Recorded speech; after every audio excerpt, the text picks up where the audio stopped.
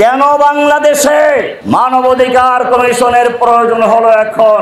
আপনারা জানেন বাংলাদেশের পার্বত্য অঞ্চলে যেরকম ভাবে খ্রিস্টান মিশনারি গুলো কাজ করতে করতে একটা পর্যায়ে চলে গেছে, খ্রিস্টান হয়েছে।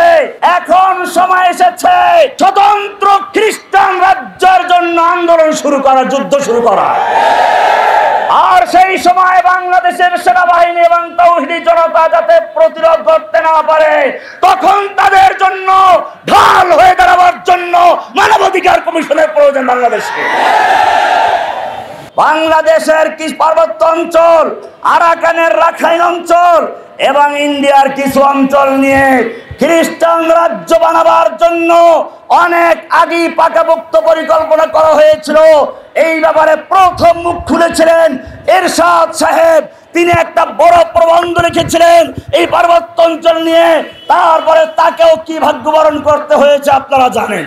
সুতরাং মনে রাখতে হবে, শুধুমাত্র স্লোগান দিয়ে নয়, যদি প্রয়োজন হয় বাংলার অখণ্ডতা রক্ষা করার জন্য বুকের তাজা রক্ত ঢেলে দিয়ে মাঠে নামতে হবে তোমরা ইনশাআল্লাহ। अब हमारा एक ही काम इंतकाम इंतकाम। जोर से बोलो, अब हमारा एक ही काम।